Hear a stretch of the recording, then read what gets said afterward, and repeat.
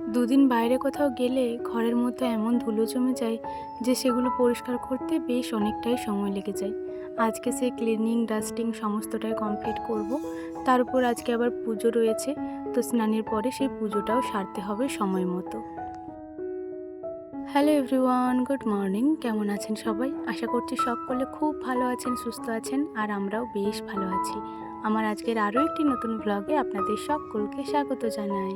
আজ সোমবার সকাল 6:30 মতো বাজে এখন, আর এখন থেকে আমি আমার আজকের ব্লগটি শুরু করছি। আশা করছি আমার আজকের ব্লগটি আপনাদের ভালো লাগবে। আর হ্যাঁ বন্ধুরা, ব্লগটি স্কিপ না করে সম্পূর্ণ দেখার অনুরোধ রইল আপনাদের কাছে। ঘুম থেকে উঠেই ব্রাশ করে ওই বাড়ি গেছিলাম, চা করা হয়ে গেছে আর সবাইকে চা দেওয়া হয়ে গেছে। এই বাড়িতে এসে আমার হাজব্যান্ড আর আমার ভাইকে ডেকে তুললাম যে তোরা ওঠ। ওরা উঠে ব্রাশ করছে আর আমি এদিকে ভাবলাম ততক্ষণ ডাস্টিংটা সেরে ফেলি। ওই বাড়ির রুমগুলি আজকে শাশুড়ি মাই ধোয়া মোছা করে দিয়েছেন, তো ওদিকে আর কোনো পিছুটার নেই। তবে হ্যাঁ, সকালের মুড়ি খাবারের জন্য কি বানাবো সেটাই একটু চিন্তা ভাবনা করছি, আর এই ডাস্টিংয়ের কাজটাও সেরে ফেলছি। আমার এই যে ছোট্ট মানি প্ল্যান্টটি দেখছেন কি সুন্দর গ্রোথ হয়েছে। 7-8 দিন মতো বাড়িতে ছিলাম না, এরই মধ্যে বেশ অনেক কটাই পাতা গজিয়ে গেছে। তো ওগুলো একটু ভালো করে মুছে নিলাম আর তারপরে একটু ওপর দিক করে তুলে দিলাম। গাছের পাতাগুলো যেহেতু বেরিয়েছে কটা, তো সেই জন্যই গাছটিও একটু বড় হয়ে গেছে। আর তারপরে দেখুন গাছের গোড়াতে জল দিয়ে দিলাম, মাটিটা একদম শুকিয়ে গেছিলো জানেন। এই যে কলিংটি দেখছেন, এটা তো কয়েকদিন আগে শেষ হয়ে গেছিলো, তো তখনই একটু ভালো করে ধুয়ে এর মধ্যে অল্প একটু জল ভরে নিয়েছি। এই যে মানি প্ল্যান্টটির পাতাগুলো, এগুলোর মধ্যে একটু একটু জল দেওয়ার জন্য, কারণ গাছের গোড়াতে তো জল দেওয়া হয় কিন্তু গাছের পাতাগুলিতে সেভাবে দেওয়া হয় না। এটাই করে বেশ ভালোভাবেই দেওয়া হচ্ছে। আর এই যে বড় মানি প্ল্যান্টটি দেখছেন, আসলে এগুলি না মাটিতেই ভালো হয়। এই জলের মধ্যে দেখছি কেমন গোড়াটা পচে পচে যাচ্ছে, সেজন্যই ওটা আজকে বের করে দিলাম, ওটা আর এখানে রাখলাম না। আর ওই যে জানালার কোণাটিতে বোতলটা ছিল, ওই কোণাটিতেও দেখছি বেশ অনেক ঝুল হয়ে গেছিল, তো সেটাই একটু রুমাল দিয়েই ভালো করে ঝেড়ে নিলাম।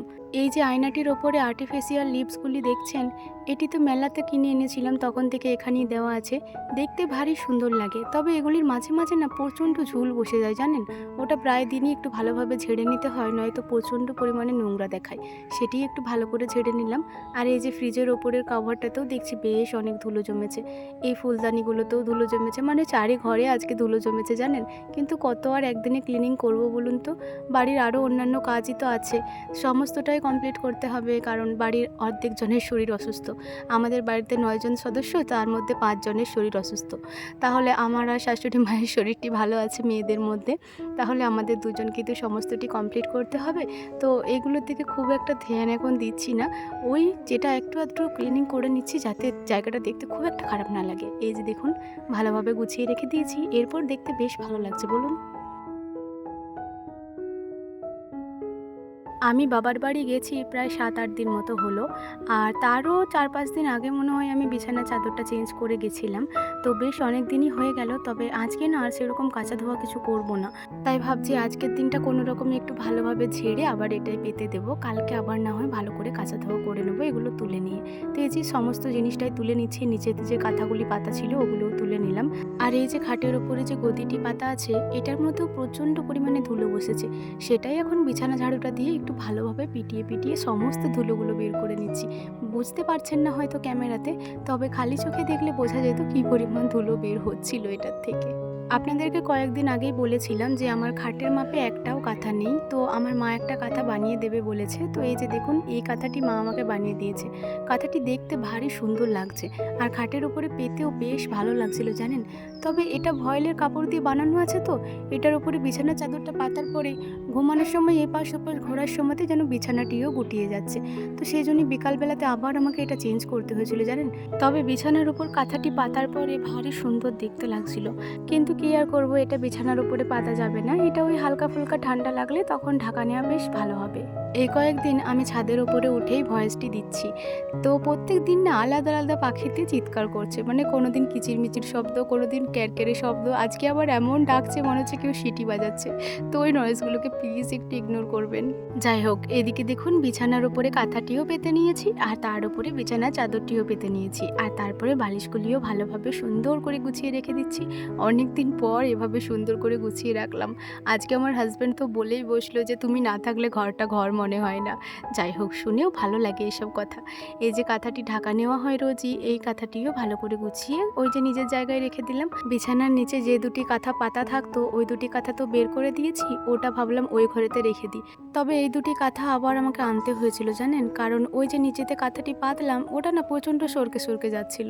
আমার হাজব্যান্ড বলল, তুমি যে ওই পুরনো দুটি কাঁথাই আবার নিয়ে এসো, এই কাঁথাটা না হয় ঢাকা নেওয়া হবে। তো আবার আমাকে বিকালবেলা আনতে হয়েছিল, আবার গুছিয়ে পাততে হয়েছিল। তো মাঝে মধ্যে না পুরনো জিনিসটাই সবচেয়ে ভালো হয় জানেন তো। যাই হোক, এদিকে দেখুন ঘরটা ভালো করে ঝাড় দিয়ে নিচ্ছি, আর ওই চেয়ারটা আরে সমস্তটা একটু তুলে তুলে ঝাড় দিয়ে নিলাম, কারণ নিচেতে প্রচণ্ড ধুলো হয়ে গেছে জানেন। আর রুমের মধ্যে যে রিং লাইট আর স্ট্যান্ড ফ্যানটা ছিল ওই দুটোকে বের করে রেখেছি এখন একটুক্ষণের জন্য, কারণ ওই দুটি কাজের জিনিস হলেও ঘরটা প্রচণ্ড জোড়া করে জানেন। আমার আবার একটু খোলামেলা ঘর বাড়ি বেশি ভালো লাগে, ওই কিচিপিটি হলে না আমার একদমই ভালো লাগে না। ওই জন্যই কিছুক্ষণের জন্য ওই দুটোকে বের করে রেখেছি, আর তারপরে ঘরটিকে ঝাড় দিয়ে ওই যে দরজাটি লাগিয়ে দিয়েছি। এরপরে এই যে নারকেল খাঁটির ঝাঁটাটা দিয়ে বারান্দাটি আরে ভালো করে ঝাড় দিয়ে নেব। বেশ কয়েকদিন পর নিজের সংসারের এই টুকিটাকি কাজগুলি করতে আমার বেশ ভালো লাগছে। সত্যি বলতে নিজের সংসারে যতটুকু আছে যা আছে সেটিই যেন আমার কাছে সবচাইতে ভালো। অন্যের সংসারের অতিরিক্ত চাকচিক্যতাও আমার যেন একদম পছন্দ হয় না। নিজের সংসারের এই সাদামাটা জীবনযাপনটাই যেন এখন নিজের হয়ে গেছে। যাই হোক, আমার বিছানা বাগাতে বাগাতে ভাইদেরও ওদিকে দেখছি ব্রাশ করা হয়ে গেছে, তবে আমার হাজব্যান্ডের এখনও হয়নি। ওই জন্য আমি আকাশকে বললাম যে তুই কি চা খাবি, এনে দেবো? ও বলছে না না, আমি জামাইবাবুর সাথে খাবো। তো ও বলছে এখন খাবো না, তাহলে থাক, আমি ঘরটা ঝাড় দিয়ে নিই, একদম ঘর টর মুছে ওদেরকে একসাথে দিয়ে দেবো। আমার হাজব্যান্ড তো আবার এখন খাবে না, ও একদম মুড়ির সাথে খাবে, ওই দুজনকেই না হয় মুড়ির সাথেই দিয়ে দেবো। আর এই যে জায়গাটিতে দেখছেন জুতোগুলো কিভাবে এলোমেলো হয়ে পড়ে রয়েছে, আসলে আমার হাজব্যান্ডেরও দুজোড়া জুতো রয়েছে যেগুলো একটু ধুয়ে মুছে নিতে হবে, তবে ওগুলো আর সময় করে ধোয়া মোছা হচ্ছে না। দেখি কালকে যদি পারি তো একটু ধুয়ে নেব। তো ওগুলো এখন আপাতত একটু ভালো করে গুছিয়ে রাখলাম, আর বাকি যে আরও 2 জোড়া পরার জুতো ছিল ওগুলোও সমস্তটাই গুছিয়ে রেখে দিলাম। আর তারপরে দেখুন জায়গাটিও ভালো করে ঝাড় দিয়ে নিয়েছি। আজকে ঘরের মধ্যে কী পরিমাণ নোংরা বের হয়েছে দেখুন। 2-3 দিন পর যদি আমি ঝাড় দিই না, তাহলে আমি কিন্তু এতগুলো করে নোংরা বের করি। আমার শাশুড়ি মা তখন বলবেন যে তুমি কোথায় যে এত নোংরা বের করো, আমি খুঁজে পাই না বাবা। যাই হোক, ওনাদের কথা শুনে একটু আধটু হাসিও পায়, আবার ভালোও লাগে যে ওনারা কাজের ছলে হলেও প্রশংসা তো করছেন।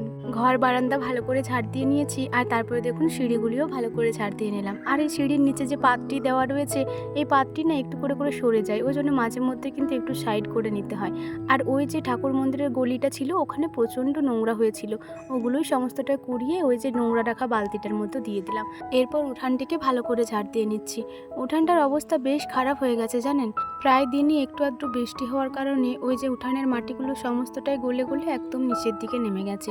এতে করে উঠানটা না কেমন আপ ডাউন হয়ে গেছে, আর দেখতেও বেশ বাজে লাগছে জানেন। তার সত্ত্বেও উঠানটাকে যদি একটু ভালো করে ঝাড় দিয়ে নেওয়া হয় তাহলেও কিন্তু দেখতে বেশ ভালো লাগে। তো এই যে ভালো করে ঝাড় দিয়ে নিলাম, আর ওই পাশের নোংরাগুলো ওই পাশেতেই জড়ো করে রেখে দিলাম, কারণ ওই যে দোকানে সবাই বসে বসে বিস্কুট কেক খায়, তো ওই প্যাকেটগুলো এদিকেই ফেলিয়ে দেয়।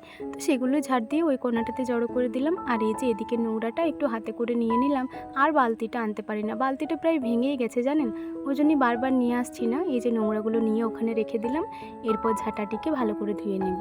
আমাদের উঠানটা তো একটু ভিজে ভিজে ছিল, সেই জন্য না হাতের মতো বেশ অনেক কাদা লেগে গেছিলো, তো হাতটাকেও একটু ভালো করে ধুয়ে নিলাম। আর এই যে ঝাঁটাটি ধুয়ে এনে সিঁড়ির নিচেতে রেখে দিলাম। 1 বালতি জলও নিয়ে চলে এসেছি অল্প সার্ফের গুঁড়ি মিক্স করে। এরপর ঘরটিকে ভালো করে মুছে নেব। অনেক দিন পর নিজের ঘরটিকে মুছতেও বেশ ভালো লাগছে। খাটের তলায় একটা বাতাবি লেবু দেখলেন, ওটা আমার হাজব্যান্ড এনেছে সোনামুখী থেকে। তো ওটা ভাবছি খাবো খাবো, তবে ভুলেই যাচ্ছি, দেখি কবে কি খাওয়া হয়। চলুন, আজকে ঘর মুছতে মুছতে আমার ইউটিউবের একজন বন্ধু খুব মিষ্টি একটি কমেন্ট করেছেন, ওই কমেন্টটি আপনাদেরকে পড়ে শোনাই। বন্ধুটির নাম হচ্ছে পম্পা হালদার। উনি কমেন্ট করেছেন যে বোন, তোমাকে আমার খুব ভালো লাগে আর তোমার কথাগুলি খুব মিষ্টি। তো দিদিভাই, আপনাকে অসংখ্য ধন্যবাদ আমাকে এত সুন্দর এত মিষ্টি একটি কমেন্ট করার জন্য। আপনি যে আমাকে পছন্দ করছেন, আমার ভিডিও পছন্দ করছেন, এমনকি আমার ভয়েসটাও পছন্দ করছেন, এতে করে আমি খুব খুব খুব খুশি। সত্যি বলতে এত কষ্ট করে ভিডিও শ্যুট করে এডিট করে ভয়েস দিয়ে আপলোড দিয়ে যদি এরকম মিষ্টি মিষ্টি একটা দুটো কমেন্ট পাওয়া যায় না, তাহলে যেন সমস্ত খাটাখাটনি দূর হয়ে যায় এক নিমেষেই।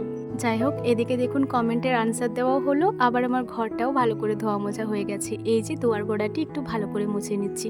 এই সামনেটুকু একটুকুই মুছবো, পুরো বাড়িটা আর মুছবো না। আর ওই যে দুয়ার গোড়াটা আছে না আমাদের সিঁড়িগুলো, ওগুলোও একটু ভালো করে ধুয়ে নেব। প্রথমে এখানটা একটু ভালো করে মুছে নিই, আর ওই জায়গাটাও ভালো করে মুছে নিয়েছিলাম। তবে ওটা আর আপনাদের সাথে শেয়ার করলাম না, ভিডিওটা এমনিতেই অনেক বড় হয়ে গেছে। তো এই যে দেখুন, এরপর যে বস্তা পাপোশ যেগুলো দেওয়া থাকে সেগুলো সমস্তটাই দুয়ার গোড়াতে দিয়ে দিচ্ছি।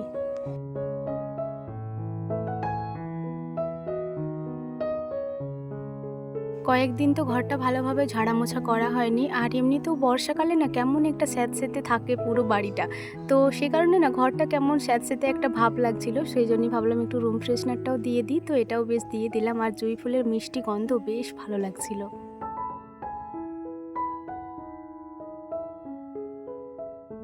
সকালে আর সেরকম কিছু মুড়ি খাবার বানায়নি। আমার হাজব্যান্ড এই যে দোকান থেকে চপ এনে দিয়েছে, আর ভাইদেরকে দেখুন খাবার দিয়ে দিয়েছি। একটু ভিডিও করছি, ওদের রিয়াকশানটা দেখুন। মানে আমি জাস্ট বলেছি একটু চুপচাপ থাক, তো ও মুখের ভেতরে যে খাবারটা ঢুকিয়েছে ওকে তো খেতেই বলা হচ্ছে না, ও এমন রিয়াকশান দিচ্ছে কি বলবো। যাই হোক, এদিকে দেখুন কলপাড়াতে এলাম, এক নজর আপনাদেরকে দেখায় যে কলপাড়াটার কেমন অবস্থা। এই যে দেখুন কত পরিমাণ শ্যাওলা হয়ে গেছে, এটা দেখেই যে আমার কি পরিমাণ বিরক্ত লাগছে আপনাদেরকে বলে বোঝানোর মতো নয়। সত্যি বলতে দেখেই তো প্রচণ্ড মাথায় রাগও লাগছে, আর খুবই খারাপ লাগছে কলপাড়াটা এভাবে দেখে। কারণ এই জায়গাটিতে আমি বেশিরভাগ ব্যবহার করি, আর এই জায়গাটি যদি এরকম অবস্থা হয়ে থাকে কেমন লাগে বলুন তো। সেটাই ভাবলাম আগে পরিষ্কার করব, তারপরে স্নানে যাব। শাশুড়িমা বলছিলেন আজকে আর এসব করতে হবে না, এমনিতেই আজকে সোমবার, পুজো রয়েছে, স্নান করে নাও, এখনও পর্যন্ত কিছু খাওয়া দাওয়া করনি। কিন্তু আমি কি কথা শোনার মেয়ে বটি বলুন। এগুলো দেখে আমি তো একদমই থাকতে পারবো না, খাওয়া তো দূরের কথা। আগে এখানটা পরিষ্কার করি, তারপরে না হয় খাওয়া দাওয়া করব। বাড়িতে ব্লিচিং পাউডারটা না শেষ হয়ে গেছিলো, সেজন্য এই যে সার্ফের গুঁড়িটাই একটু ভালোভাবে ছড়িয়ে দিয়েছি, আর কয়েকটা বালি নিয়ে এই যে ভালোভাবে ঘষে নিচ্ছি কাপড়টি করে। বালি দিয়ে আর সার্ফের গুঁড়ি দিয়েও বেশ সুন্দরভাবেই পরিষ্কার হয়ে যাচ্ছে দেখছি, সেজন্যই একটু ভালো করে ঘষে নিচ্ছি। তবে হাতের মতো না এমনিতেই প্রচণ্ড ব্যথা করছে, তো একটু বেশি চাপ দিয়ে দিয়ে ঘষতে হচ্ছে, তো এতে করে হাতের ব্যথাটাও কিন্তু বেশ লাগছে। তবে এই জায়গাটি পরিষ্কার হয়ে গেলে দেখতেও তো ভালো লাগবে, এটা ভেবে ভেবেই একটু কষ্ট করে ভালো করে পরিষ্কার করে নিচ্ছি। সত্যি বলতে যে কোনো কাজ করতে গেলে একটু তো কষ্ট করতেই হয়। তবে আমরা যদি এটা ভাবি যে এটা করার পরে দেখতে বেশ ভালো লাগবে বা কাজটি করে নিলে আমাদেরই সুবিধা, তবে দেখবেন কাজটি করতে আর সেরকম অসুবিধা হয় না। কোথা থেকে যে এনার্জি চলে আসে আপনারা নিজেরাই বুঝতে পারবেন না। আমি তো কখনোই বুঝতে পারি না। ভিডিও এডিট করার সময় আমি ভাবি আমি এত কাজ করেছি, সত্যিই কি এগুলো আমি করেছি নাকি অন্য কেউ করে দিয়ে গেল। মাঝে মধ্যে তো আমি নিজেই আমার নিজের এনার্জি দেখে অবাক হয়ে যাই জানেন। যাই হোক, কলপাড়ের ওই পাশটা হয়ে গেছে ভালো করে ঘষা। এই যে এই পাশটা একটুকু মতো বাকি রয়েছে। এই যে প্লেটটি রয়েছে, মানে এই যে টালিটা, এই টালিটার মধ্যেও বেশ শ্যাওলা বসেছিল, ওটাও একটু ভালো করে ঘষে নিলাম। খুব বেশি ঘষলাম না, নয়তো টালিটা তো আবার ক্ষয়ে যাবে। আর দেখুন এরপর জল দিয়ে ভালো করে ধুয়ে নিচ্ছি। 2-4 বালতি জল ঢেলে নিলেই এই যে দেখুন কি সুন্দর পরিষ্কার হয়ে গেছে। আগের তুলনায় এখন দেখতে বেশ ভালো লাগছে। সত্যি লাগছে তো? আপনারা অবশ্যই কমেন্ট করে জানাবেন। চলুন, ওদিকে আবার কিছু জামা কাপড় কাচাকুচি করার আছে, ওগুলো এই যে বাইরেটিতেই বের করে রেখেছিলাম। এগুলো কাচা ধোয়া করব, আর একেবারে স্নান করে বের হব। বেশ অনেকটাই দেরি হয়ে গেছে জানেন, আজকে আবার পুজোও রয়েছে। এমনিতে রোজই আমার শাশুড়ি মাই ঠাকুর মন্দিরটি ধোয়া মোছা করেন, তবে সোমবার আর বৃহস্পতিবার এই 2 দিন তো আমি উপোস থাকি, এই 2 দিন ঠাকুর মন্দিরটা আমি ধোয়া মোছা করি। কিন্তু আজকে আবার আমার অনেক দেরি হয়ে যাচ্ছে দেখে মাই ধোয়া মোছা করে দিয়েছেন। বলেছে তুমি আবার কখন করবে, কখন খাওয়া দাওয়া করবে, সেজন্যই মা ধুয়ে দিয়েছেন। অবশ্য ভালোই হয়েছে, সত্যিই আমার অনেক দেরি হয়ে যেত। এদিকে দেখুন মা আজকে বেশ অনেকগুলি ফুল পেয়েছে, ফুলগুলি দেখতে কি ভালো লাগছে দেখুন। আবার বেলপাতাও এনেছে দেখছি কয়েকটা। ঠাকুরের বাসনপত্রগুলো সমস্তটাই ধুয়ে নিয়েছি। প্রথমে তুলসী মঞ্চে জলটা ঢেলে নেব, তারপরে ঘরেতে গিয়ে ঠাকুর পুজোটি সেরে নেব। এই যে তুলসী মঞ্চে একটা ফুল দিয়ে দিলাম, এরপর গ্লাসের জলটিও ঢেলে নিচ্ছি। আর আজকে শাড়ি পরেছি, আপনারা তো জানেন নিজে সোমবার, বৃহস্পতিবার বা যে কোনো পুজোর দিনগুলিতে আমি কিন্তু শাড়ি পরে পুজো দিতেই স্বাচ্ছন্দ্য বোধ করি। তো এই যে পুজো দেওয়ার পরে এখানেই জবটা সেরে ফেললাম। আজকে রোদের তাপটা বেশ লাগছিল জানেন, তবে ভাবলাম এখানেই সেরে ফেলি, নয়তো পুজো করতে করতে আবার কখন যে জব করব, এটা করতেই আবার তখন অনেক দেরি হয়ে যাবে। সেজন্যই একেবারে সেরে ফেললাম। তারপরে বালতির জল, গ্লাস, বাটি সমস্তটাই ঘরেতে নিয়ে এলাম। এরপর ঠাকুরগুলিকে এক এক করে নামিয়ে নিচ্ছি। আজকে তো সোমবার, আমি তো শিব ঠাকুরকে জল দেবো। আর এই যে রাধাকৃষ্ণ আর গোপাল ঠাকুরের মূর্তিটি দেখছেন, এটা ছোট কাকু মিষ্টুকে এনে দিয়েছে। তো মিষ্টুও দেখছি ওদিকে স্নান টান করে রেডি, বলছে বৌদি আমিও পুজো দেবো আজকে আমার ঠাকুরগুলিকে। বললাম ঠিক আছে একসাথে নিয়ে আই। তো এই যে ওদেরকেও বসিয়ে দিয়েছি।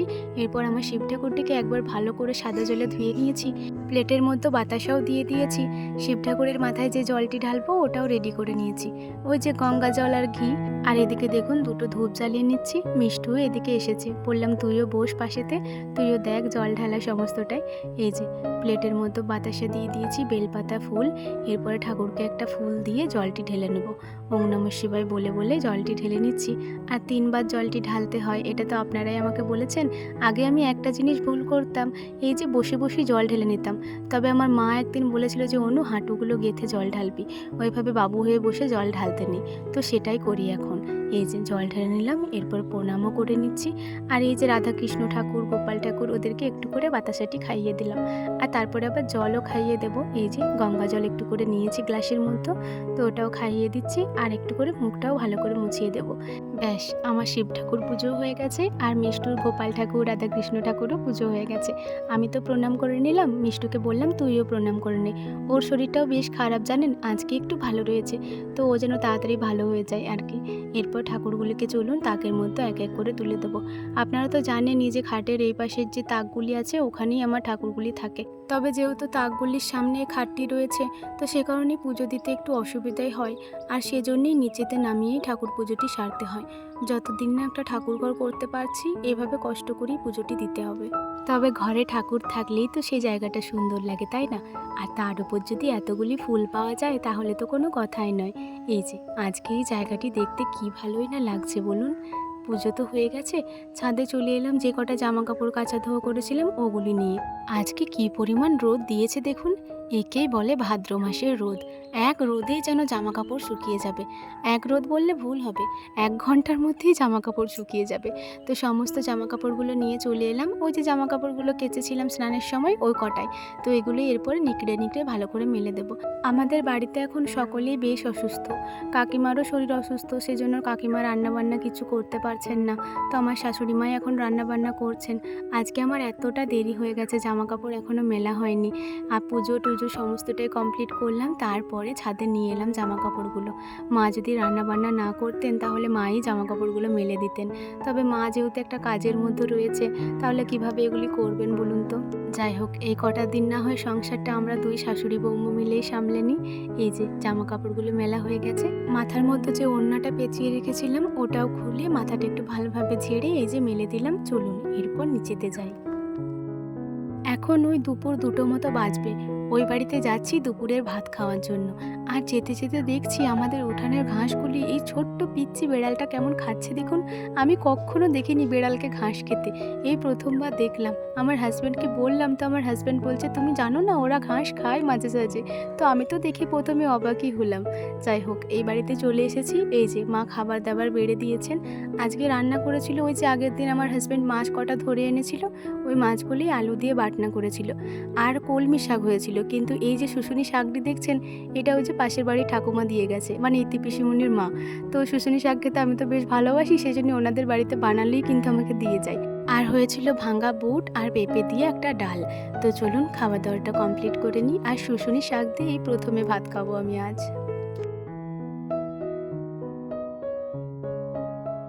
খাওয়া দাওয়া সেরে বাসনপত্রগুলো সমস্তটাই নিয়ে কলপাড়ে চলে এসেছি।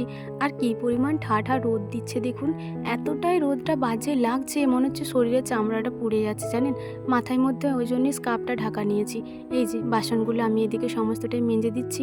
মা এখনও পর্যন্ত আসেননি, ওদিকটা ভালোভাবে একটু মুছে পরে আসবেন। তো মা ততক্ষণ আসুক, ততক্ষণ আমি বাসনগুলো মেজে দিই, তারপরে মা পাম্পটি চালিয়ে ধুয়ে নেবেন। কাকিমার তো এখন শরীরটা খারাপ রয়েছে, ওই জন্যই কাকিমাকে এসব কাজগুলো করতে দিচ্ছি না। আমি আমি আর মা দুজন মিলেই এগুলো সমস্তটাই কমপ্লিট করে নিচ্ছি। আর আজকে দুপুরে না বেশ অনেক কটাই বাসন হয়েছিল।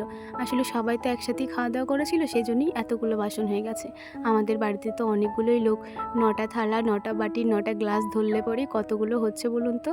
তো আবার তো রান্না বান্নার বাসন রয়েছে, সে করেই অনেকগুলো বাসন হয়ে গেছে।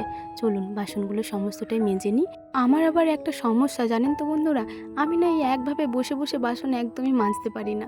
তো এদিক সেদিক নড়ানড়ি করে আমাকে বাসনগুলি মাজতে হয়, কারণ এতগুলো বাসন তো একভাবে বসে কিছুতেই মাজতে পারি না।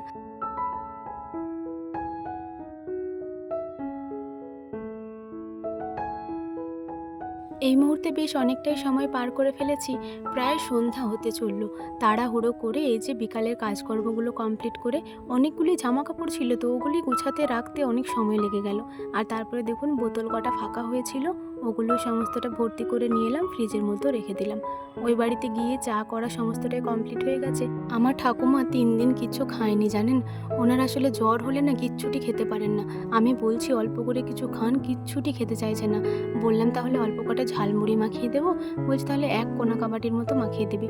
কাকুরও জ্বর এসেছে, কাকু বলছে অনু আমার জন্যও 2টি মাখাও। তো এই যে সবার জন্যই অল্প অল্প করে মাখাচ্ছি।